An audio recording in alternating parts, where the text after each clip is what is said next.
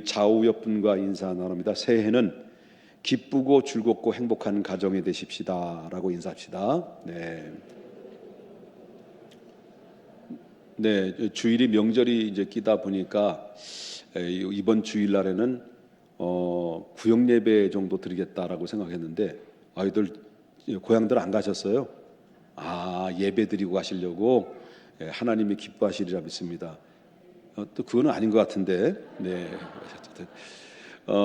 매년마다 드리는 말씀이지만은 축복의 열쇠 5가지 중에서 오늘은 원래 구원론과 그 다음에 예배론과 오늘 순서적으로 보면은 교회론을 말씀을 선포해야 될 날입니다만은 이제 단기 선교 팀들이 이번 주에 가게 되고 그래서 이제 선교로 이 교회론을 다음으로 하고 5번째인 선교의 말씀, 선교에 관련된 말씀을 저와 여러분이 함께 나누려고 합니다. 자, 오늘 본문에 나오는 말씀을 보게 되면 그때 당시의 시대적인 배경을 살펴보게 되면 그때 당시에 예수님이 따랐던 12명의 제자들이 있었잖아요.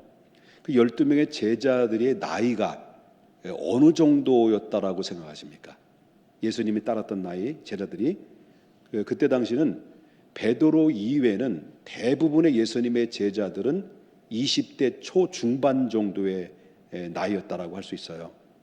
근데 그 시대적인 배경을 보게 되면 우리나라가 일제에 의해서 36년 동안 식민지 아래 있었잖아요. 그 당시에 그때에도 바로 예수님 당시에도 바로 로마의 정치적으로 로마의 식민지 아래 있었기 때문에 그 유대인들 중에서 수많은 젊은이들이 있지만 공부를 하면 뭐합니까? 열심히 미래를 향해서 꿈을 꾸면 뭐합니까? 로마의 정치적으로 압제 아래 이렇게 속해 있는 식민지 아래 있다 보니까 꿈을 펼칠 수 있는 가능성들이 없어요. 그러니까 이 사람들이 희망이 없는 거예요. 보이지 않는 거예요. 앞날이 깜깜한 거예요. 그러니까 그들의 젊은이들의 마음속에는 이 분노가 가득하게 채워지는 상황에 놓여 있었다라고 하는 것입니다.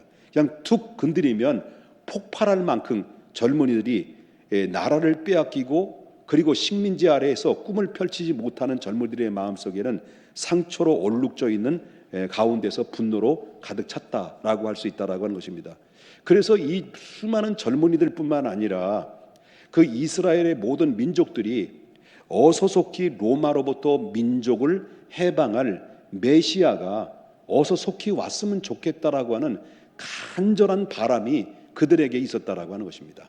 왜냐하면 그 이유는 뭐냐면 그 이스라엘의 오랜 역사 속에서 바로 발견하게 되면 거슬러 올라가다 보면은 그들에게는 해방의 기쁨을 경험한 역사를 가지고 있어요. 여러분 알다시피 이스라엘은 430년 동안 애굽에서 종살이를 하다가 하나님이 모세를 보내셔서 모세를 통해서 430년 만에 이스라엘이 극적으로 해방됐던 그 민족의 역사를 경험하고 있었잖아요. 그렇기 때문에 그때 당시에 수많은 이스라엘 젊은이들뿐만 아니라 이스라엘 모든 민족들이 우리 구약의 믿음의 선배들이 모세를 보내셔서 애굽으로부터 해방됐던 것처럼 제2의 모세와 같은 메시아가 와서 바로 이 로마를 물리치고 이스라엘 유대 나라를 다시 건설해서 바로 이스라엘을 회복할 수 있는 메시아가 속히 오기를 간절하게 기다리고 있었던 상황이라고 하는 것입니다. 그런데 바로 그때 아주 절묘하게 누가 등장하신 거예요? 바로 예수 그리스도가 등장하셨습니다. 그 예수가 딱 등장하자마자 어떤 일을 회개하라 천국이 가까웠느니라 라고 말씀하시기 시작해서부터 시작해서 바로 병자를 고치고 앉은뱅이를 일으키고 맹인을 눈을 뜨게 하고 그리고 또 중풍병자를 낫게 하고 죽은 지 4일이 된데도 불구하고 나사로야 라고 명령하면 그 죽었던 자들이 살아나게 되고 귀신이 그들 앞에서 그 예수님 앞에 벌벌벌 떨고 떠나가고 거품을 부고 떠나버리고 그리고 물고기 2마리와 보리떡 5개를 가지고 12광주리를 남기고 계속 말려줘야 되는데 여러분이 안 말려주고 계속 얘기하잖아요. 기적 얘기를.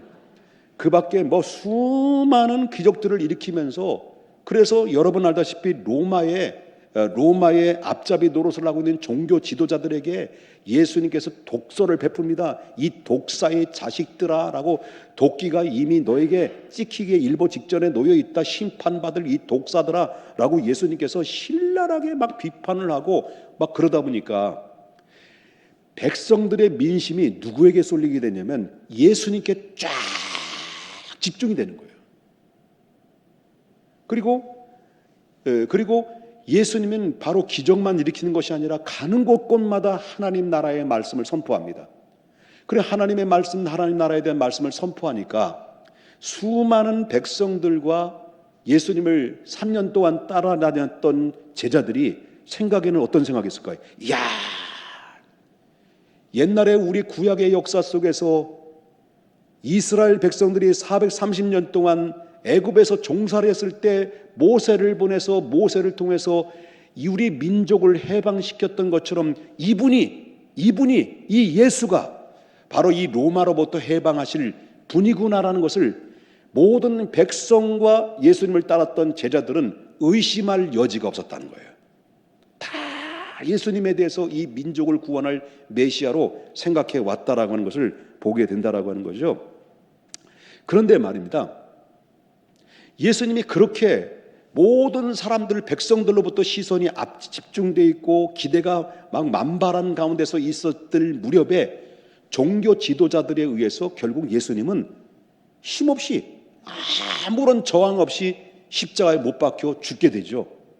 그러니까 그렇게 예수님을 향해서 기대했던 백성들이 바로 아무 일도 예수님이 하지 않으니까 저 예수를 십자가에 못 박으라고 막 배신을 하고 예수님을 공격하는 사람으로 180도로 변질되기 시작하고, 예수님을 따랐던 예수님 제자들도 실망하기 시작해요. 예수님 결국 십자가에 못 박혀 죽으셨어요. 그리고 예수님의 제자들은 실망하고 전부 다 떠나버렸어요. 자기 갈 길 다 가버렸어요. 그런데 말입니다, 예수님이 죽은 자 가운데서 다시 살아나신 거예요. 부활하신 거예요. 그리고 부활하시고 예수님의 제자들에게 부활하신 예수님이 나타나셨어요. 그리고 부활의 증거를 보여주시면서 예수님께서 곧바로 하나님 나라에 승천하지 않고 40일 동안 예수님의 제자들과 함께 머물고 있다가 40일 되는 바로 되는 그날, 40일 되는 바로 가는 딱 그날 되는 40일 되는 날, 예수님의 12명의 제자를 위시해서 그 밖에 제자들 500여, 예수님의 제자들 12명을 포함한 500여 명의 형제들이죠. 그때 남자들만 표현한다면 여자들도 많이 있었을 거라고 생각이 됩니다. 이 500여 명 형제들을 전부 다 어디로 불러 모으냐면 감람산으로 불러 모아요. 이 감람산으로 불러 모으면서 예수님께서 많은 말씀을 하셨죠. 많은 말씀하시면서 볼지어다 내가 세상 끝날까지 너와 함께 하겠다라고 말씀하시면서 예수님께서 아주 비장한 말씀을 제자들에게 선포합니다. 그 비장한 말씀이 바로 뭐냐고 말한다면 오늘 저와 여러분이 함께 읽었던 본문의 말씀 4절입니다. 4절 한번 보겠습니다. 사도와 함께 모이사 그들에게 분부하여 이르되, 어딜 떠나지 말라는 거죠? 예루살렘을 떠나지 말고 뭘 기다리라는 거예요? 무엇을 기다려? 내게 들은 바 아버지께서 약속하신 것을 기다려라. 그 약속하신 것을 기다리는데 예수님이 그 약속, 하나님이 약속하신 그것이 뭐냐라고 할 때 좀 이따 보면 알겠습니다만은 그 말을 들었어요. 제자들이, 이 500의 명자들이 약속한 것을 기다리라는 그 말씀에 귀가 쫑긋하면서 예수님의 제자들은 흥분을 한 거예요. 흥분을 하면서 예수님께 찾아왔어요. 그리고 질문을 하죠. 뭐라고 말하냐면 오늘 본문의 6절 보겠습니다. 6절. 그들이 모였을 때 예수님께 온 거예요. 예수님께 여쭈어 이르되, 다 같이 시작, 주께서 이스라엘 나라를 회복하심이 이때니까. 자, 예수님께서 약속하신 것을 기다리라고 말씀하셨는데, 비장한 말씀하셨는데, 이 제자들은 생뚱맞게 바로 보니까 주께서 이스라엘 나라를 회복하심이 이때입니까? 라고 질문했다는 거예요. 예, 질문했다는 거죠. 그렇다면 자, 제자들이 주께서 이스라엘 나라의 회복하심이 이때입니까? 라고 한 이 질문을 왜 예수님께 했을까요? 이스라엘 회복하심이 이때입니까? 라는 질문을 하신 이유가 뭘까요? 여러분, 그것은 예수님의 말씀에 대한 오해였기 때문이었습니다. 그 예수님께서는 아버지의 약속하신 것을 기다리라고 하는 이 말씀인데, 그것은 바로 뭘 기다리라는 거예요? 성령을 기다리라는 거였거든요.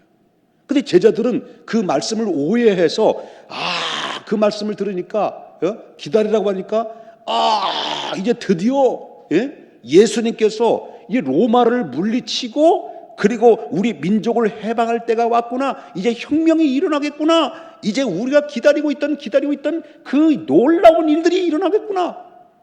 바로 애굽에서 430년 동안 있다가 바로 이 모세를 통해서 해방했던 것처럼 이 로마로부터 이제는 해방하고 이제 유대인의 나라가 성설되고 이 유대인의 왕이 등장되겠구나라고 관심을 갖게 됐습니다. 이 정도로 그들의 관심은 하나님의 나라에 대한 관심보다는 오직 이스라엘 나라의 회복이 그들의 관심거리였다라고 하는 것입니다. 자, 그렇다면 예수님의 제자들이 3년 동안 따라다녔잖아요. 3년 동안 따라다녔는데 예수님을 그들이 3년 동안 따라다니면서 예수님을 누구로 생각했다는 거냐. 이런 정황으로 볼 때는 누구로 생각했을까요? 자, 제자들은요, 예수님을 3년 동안 따라다니면서 예수님이 인류를 구원하시기 위해서 오신 분이 아니라 우리 유대 민족을 구원하실 분으로 그들은 알았다는 거예요. 그렇게 알고 따랐다는 거예요. 그렇게 기대하고 따랐다는 거죠. 어느 정도의 기대했을까? 할 때 뭘 보면 아냐면, 자, 예수님이 제자 중에서 12 제자들 중에서 형제가 있어, 형제. 안드레아하고 베드로가 형제고 요한과 야고보가 형제예요. 근데 요한과 야고보가 예수님께 찾아왔어. 딸랑딸랑 하고 찾아왔어요. 그러면서 예수님께 바로 청탁을 해요. 뭐라고 청탁을 하냐면, 마가복음 10장 37절 보겠습니다. 자, 뭐라고, 너 왜 왔냐? 뭐 드릴 말씀이 있어요. 뭐냐? 했더니 여쭈오되 주의 영광 중에 우리를 하나는 주의 어디에? 우편에. 우리 하나는 어디에? 좌편에 앉게 해달라는 거예요. 다시 말하는데 이것은 뭡니까? 당신이 로마를 물리치고 유대 나라를 회복하고 당신의 왕의 자리를 올라가면 우리를 어떻게 해달라는 거예요? 예수님의 좌우편, 내무부 장관, 외무부 장관 한 자리를 좀 맡게 해달라고 청탁을 한 거예요. 예수님의 제자들 둘 중에 둘이 온 거예요. 자, 여기서 끝나는 게 아니에요. 그의 야고보와 요한의 엄마는 여기서 한술 더 떠서 또 찾아왔어요. 누가? 야고보 요한의 엄마가 찾아왔어요, 예수님께. 그래서 이제 마태복음 20장 21절을 보십시다. 예수께서 이르시되 무엇을 원하느냐? 누구한테 이르느냐? 요한의 엄마한테 물어보는 거예요. 너희가 왜 왔느냐? 너희가 무엇을 원하느냐? 라고 이제 질문을 했더니 이제 이 야고보 요한의 엄마가 우리 두 아들을 야고보와 요한을 주의 나라에서 하나는 또 뭐라요? 주의 우편에, 또 하나는 어디에? 주의 좌편에 앉게 해달라고 청탁을 한 거예요. 그래서 최초의 청탁의 원조가 요한의 엄마예요. 그래서 시작했다는 거죠. 맞다고 그러잖아요, 저희가. 그러니 여러분, 제자들이 예수님을 3년 동안 따라다녔는데 그들의 마음속에는 이스라엘 나라의 회복하심이 이때입니까? 라는 질문의 입장에서 볼 때는 당연한 거예요. 당연한 거예요. 그만큼 예수님의 제자들의 마음속에는 바로 하나님의 나라가 아니라 오직 회복할 유대 나라에 거기에 갈망해 왔기 때문에 예수님이 따르고자 하는 목적도 그 이스라엘 나라의 회복이었다는 것을 보게 된다고 하는 거죠. 여러분, 오늘날도 수많은 사람들이 교회를 나와요. 그리고 예수를 믿는다고 해요. 예수 믿는 목적이, 교회를 나오는 목적이 본질을 잃어버리고 본질이 아닌 예수님이, 마치 내가 교회를 나오고 예수님을 믿으면 바로 우리에게 떡이 들어오고 문제가 해결되고 축복이 굴러 떨어지고 이런 모든 축복의 도구로만 생각하는 목적 속에서 교회를 나온다면 예수님의 제자들과 다를 바가 없었다는 거예요. 목적을 잃어버린 거예요. 본질을 잃어버린 거예요. 그런데 말이죠, 예수님의 제자들이 그렇게 생뚱맞는 짓을 하고 있는데 예수님께서는 그들의 질문과 관심사에 대해서 예수님 뭐라고 얘기하실까요? 뭐라고 답변하셨을까요? 자, 7절 보겠습니다. 7절에 이르시되 때와 시기는 누구의 권한에 있다는 거예요?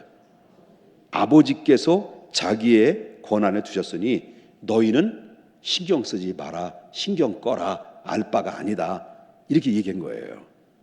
구체적으로 말한다면 로마가 언제 망할는지, 이스라엘나 유대 나라가 언제 회복될는지, 언제 독립을 쟁취할는지 너희는 그 시기와 모든 때는 우리가 할 바가 아니다. 하나님 아버지의 권한에 두어 있는 거다.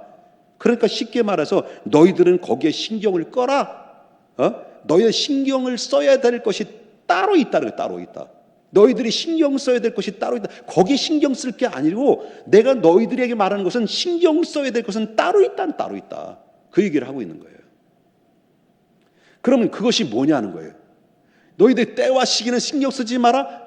너희들이 진정으로 신경 써야 될 때가 뭐냐, 그 따로 신경 써야 될 것이 뭐냐라고 말할 때 예수님은 8절에 그 얘기를 하고 있는 거예요. 아주 중요한 얘기를 했죠. 뭐라고 얘기합니까? 오직, 다 같이 한번 읽어보겠습니다. 시작. 오직 성령이 너희에게 임하시면 너희가 권능을 받고 예루살렘과 유대와 사마리아와 땅끝까지 이르러 내 증인이 되리라 하시니라. 예수님이 그걸 너희들이 신경 써야 될 것은 이스라엘 나라가 언제 회복되고 언제 독립되는 것이 아니라 너희들이 정말 신경 써야 될 것은 너희 성령 받아야 된다. 성령 받고 권능 받아서 내가 너희의 분부한 모든 것을 가르쳐 지키게 하고 바로 땅끝까지 이르러 너는 하나님 나라를 선포하는 증인으로서 살아야 된다는 것을 예수님께서 그 중요한 얘기를 그들에게 말씀하고 있다는 거죠.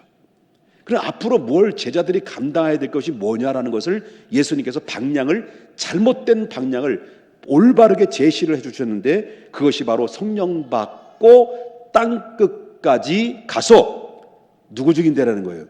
예수님의 증인 되라. 이것이 너희가 부름받은 이유, 너희들이 받아야 될 감당해야 될 사명이며 교회가 해야 될 감당할 몫이다라는 것을 예수님께서 정확하게 명료하게 알려줬다라고 하는 것이죠. 이 말씀을 하시고 다 선포했습니다. 너 신경 쓰지 마라.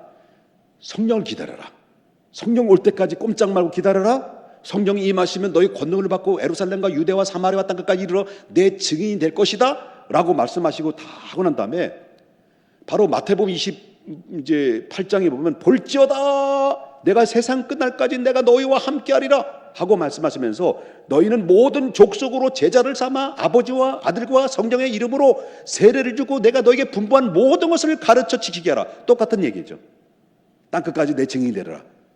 바로 이 말씀을 다 마치시고 난 다음에 딱 끝났어요.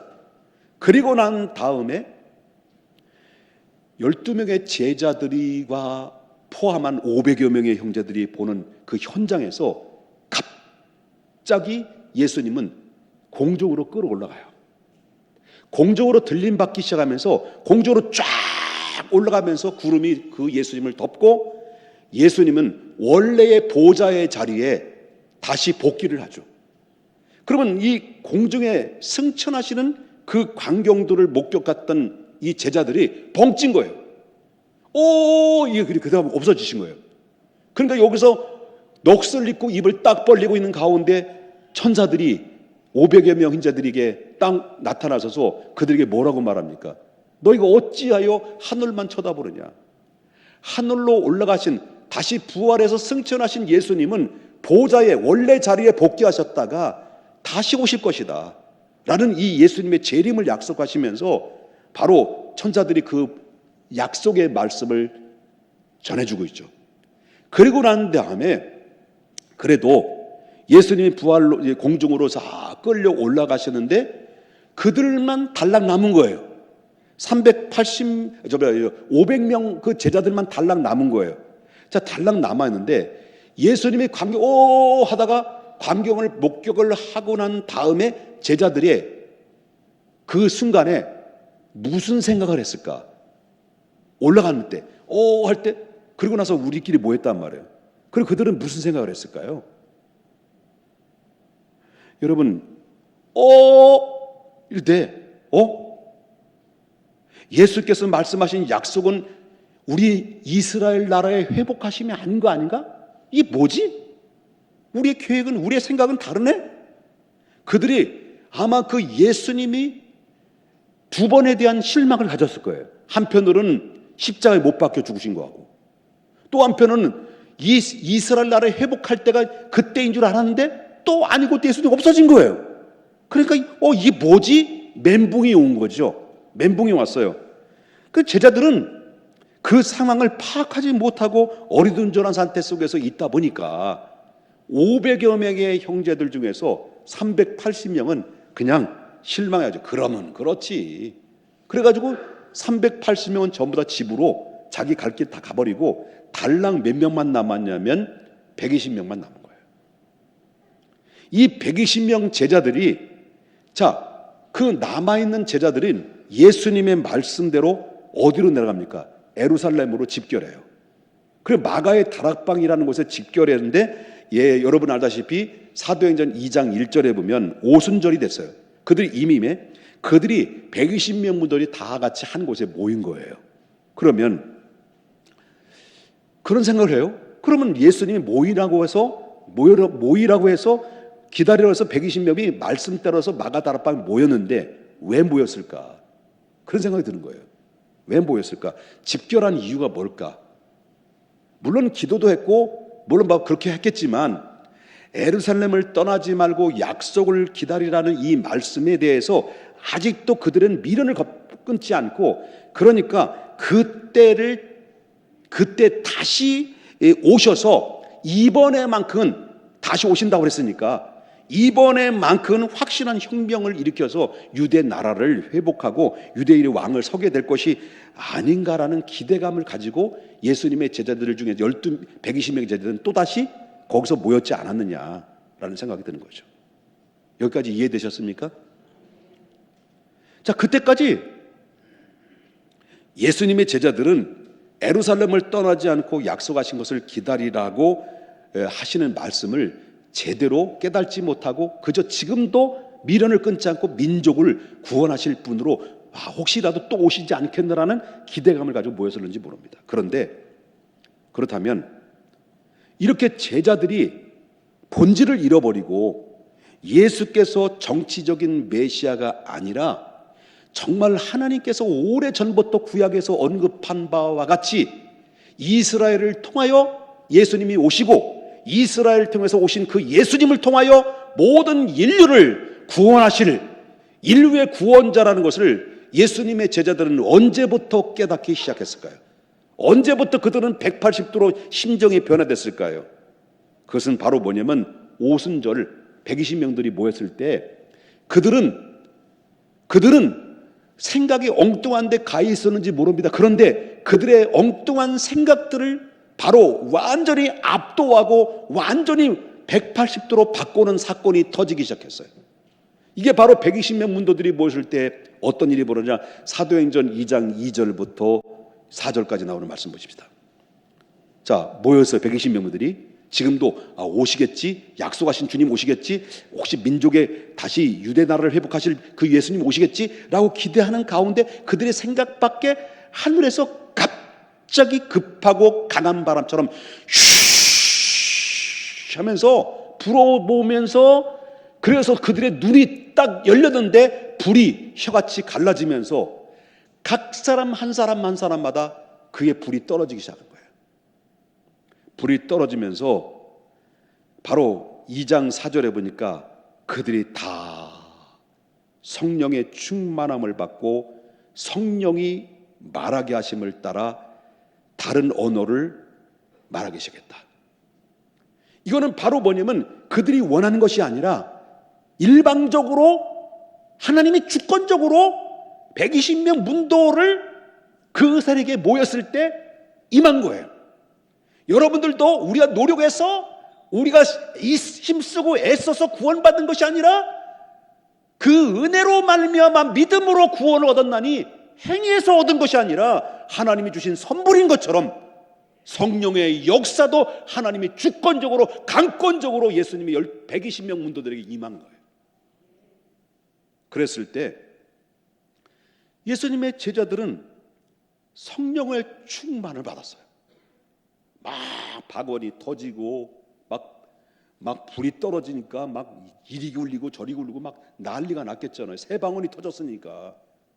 그때 당시는 우리가 못 알아듣는 방언이 아니라 모든, 예를 들어서 일본 사람들이 여기에 모였어요. 미국 사람들이 모였어요. 그리고 중국 사람이 모였어요. 그런데 모였는데 그 창가에 들어보니까 다 알아듣는 소리라는 거예요. 방언을.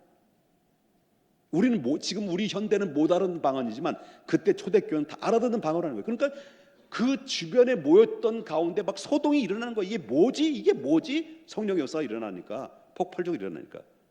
그러니까 성령의 충만을 받고 그들은 어떤 변화가 일어났어요? 지금까지 제자들의 야망이 뭐였을까요? 예수님을 통해서 로마로부터 해방하는 것이 그들의 야망이었어요. 근데 예수님의 비전은 뭐였을까요? 예수님이 이 땅에서 예수님의 품고 있었던 비전은 우리 모든 민족 속에 마귀로부터 저들을 구원해서 하나님의 백성으로 삼는 것, 목적을 가지고 예수님이 오던 거예요. 그러니까 한마디로 말하면 예수님의 제자들과 예수님의 제자들의 야망과 예수님의 비전은 전혀 다른 거였어요. 방향성이 다른 거였어요. 그런데 이 성령을 받고 난 다음에 예수님의 제자들과 예수님의 방향성이 같아진 거예요. 그들은 성령 받고 난 다음에 영안이 딱 떠진 거예요. 성령의 불이 떨어지고 난 다음에 영안이 열리고 지식이 열리고 하나님의 말씀이 생각나고 그리고 그 마음에 찔림이 오고 그 가슴이 뜨거워지기 시작하면서 바로 오순절 성령의 역사가 영안이 그들을 뜨게 하고 눈을 뜨게 하다 보니까 하나님께서 왜 예수님을 이 땅에 보내셨는지, 예수님께서 왜 십자가에 못 박혀 죽으셨는지, 예수님께서 왜 바로 죽은 자 가운데서 부활하셨는지, 왜 예수님께서 이 땅에 오신 이유가 뭔지, 왜 우리를 부르셨는지를 이제서야 명확하게 깨닫기 시작해요, 제자들이. 그러니까 우리가 예수 그리스도를 믿는 믿음의 백성들은 성령의 은혜를 받아야 돼요. 영안이 떠져야 돼요. 그래야 우리가 사는 목적과 이유를 알 수 있어요. 내가 왜 사는지, 무엇을 위해서 왔는지, 내가 무엇을 위해 살아야 되는지, 나는 과연 어디로 가야 되는지를 명확하게 알 수가 있는 거예요. 성령의 터치를 받아야 돼요. 성령의 스파크가 내 심령을 부딪혀야 된다는 것입니다. 그리고 그때부터 예수님의 제자들은 영안이 떠졌어요. 가슴이 뜨거웠어요. 그래서 이 가슴이 뜨거운 성령의 충만한 가운데 뜨거워져서 견딜 수 없다 보니까 그들은 그 현장 120명 문도들이 모였던 그 현장에 박차고 나가면서 회개하라, 천국이 가까웠느니라. 그러면서 아브라함 때부터 이삭, 야곱 족장 시대로부터 그리고 열왕국 시대로부터 바로 그리고 예수 그리스도께서 오신 그 모든 역사를 베드로의 입에서, 그렇게 무식했던 베드로가 입에서 술술술술술 하나님의 말씀이 쏟아지기 시작하는데 백성들의, 그 유대 백성들을 완전히 압도해 버려요. 이 누구의 힘이에요? 베드로의 힘이에요? 베드로와 함께했던 성령의 역사예요. 성령의 역사예요. 깜짝 놀라는 거예요. 유대 백성들이 충격을 받았어요. 그러면서 그 선포되는 한마디 한마디에 유대 백성들은, 예수님을 찔르라고 했던 그 백성들이 마음에 콕콕 찔리기 시작하면서 선생들아, 우리가 어찌하면 좋을까? 우리가 어찌하면 좋을까 할 때 회개하라. 그리고 성령 받으라 했을 때 그 현장에서 베드로의 설교를 듣고, 성령 충만함 받은 이 베드로의 설교를 듣고 현장에서 그대로 회개하고 주님을 영접한 사람이 3,000명이었어요. 이건 누구 역사예요? 얼마 전까지만 예수님을 누구로 알았어요? 민족을 구원할 메시아. 근데 이제는 뭘로 알았어요? 인류를 구원할 메시아. 알기 시작했어요. 할렐루야. 그렇다면 오늘날 세계 속에서 뿔뿔이 흩어져 있는 예수님께서 핏값 주고 세운 교회들의 존재 이유와 목적이 무엇일까요? 그리고 우리 평택 중앙교회를 세우신, 그리고 이 저와 여러분을 통해서 이루고자 하는 하나님의 목적과 이 교회에 존재하는 목적의 의미는 무엇일까요? 두말할 것 없어요. 두말할 것 없이 그것은 교회의 존재 이유와 목적은 영혼 구원입니다. 이것은 우리 교회뿐만 아니라 모든 지상에 있는 교회들의 목적과 다를 바가 없어 똑같습니다. 영혼 구원입니다. 하나님은 마음에 소원이 있었어요. 그것은 바로 아담 이후에 죄로 말미암아 죽을 수밖에 없는 영혼들을 구원하고자 하는 하나님의 사랑의 마음이 예수님을 이 땅에 보내실 만큼 그 사랑을 쏟아부을 만큼 영혼을 사랑하셨기에 한 영혼도 실족되지 않고 다 그 하나님의 은혜 가운데서 구원받기를 원하시는 것이 아버지의 마음이었습니다. 그러므로 말미암아 교회에 세워진 목적과 우리가 일생 동안 이 교회가 감당해야 될 목적과 방향성은 영혼 구원입니다. 즉 다시는 다른 말로 표현한다고 한다면 선교요 전도인 것입니다. 그러므로 말미암아 국내 선교든 해외 선교든 선교와 전도는 하나님의 항거할 수 없는 어명입니다. 명령인 것입니다. 그래서 여러분 사도 바울은 여기에 대해서 이렇게 이야기해요. 고린도전서 9장 16절에 말하기를 뭐라고 말하냐면 내가 복음을 전할지라도 자랑할 것이 없음은 내가 뭐라 그랬습니까? 부득불. 내가 부득불 할림이라.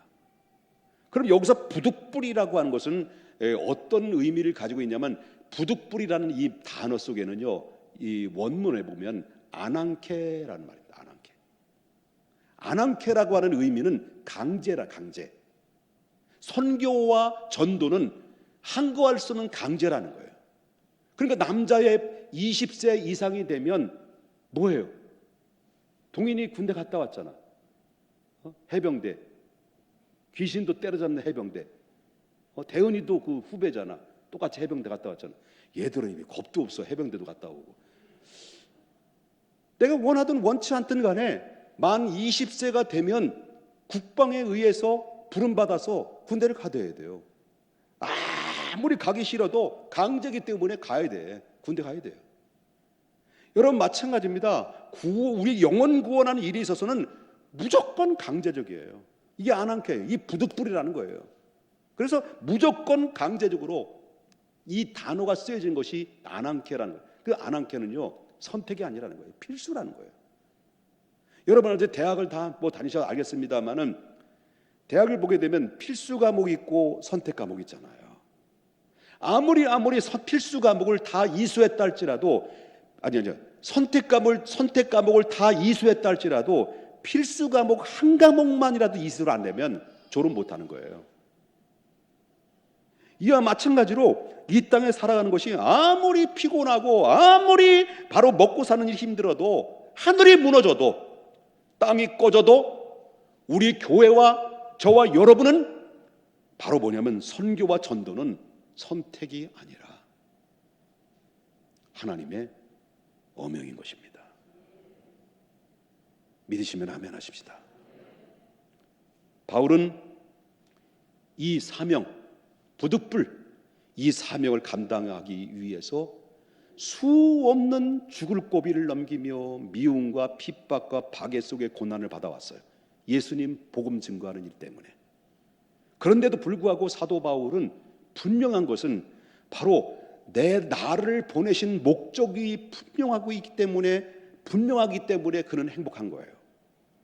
그래서 이 사명을 감당하는 데 있어서 그는 행복했고 기뻐했고 감당할 능력을 주셨다. 그래서 여러분 알다시피 빌립보서 4장 13절에 보니까 내게 능력 주시는 자 안에서 나는 모든 것을 할 수 있었다는 거예요.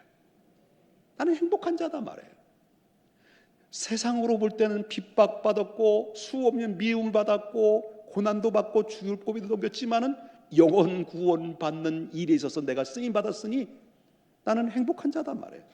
나는 영혼 구원에서 나는 할 수 없지만은 내게 능력 주시는 자 안에서 나는 모든 것을 할 수 있었으므로 나는 거기에 기쁨으로 감사함으로 나는 행복하게 그 일을 감당했다라고 이렇게 행복한 마음을 고백했어요.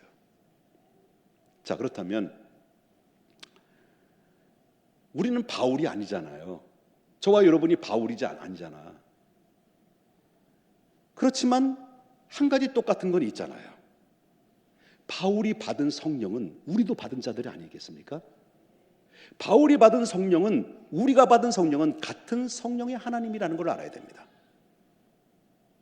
그러므로 바울의 받은 성령과 우리가 받은 성령은 같은 한 성령님이기 때문에 바울의 꿈은 곧 우리의 꿈이고, 바울의 환상은 우리의 환상이며, 바울의 비전은 곧 우리의 비전이라는 거예요.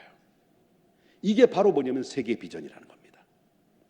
우린 땅끝까지 보냄받은 소명자요, 우리는 바울의 계승자라는 것을 마음속에 두고두고 잊어서는 안 된다.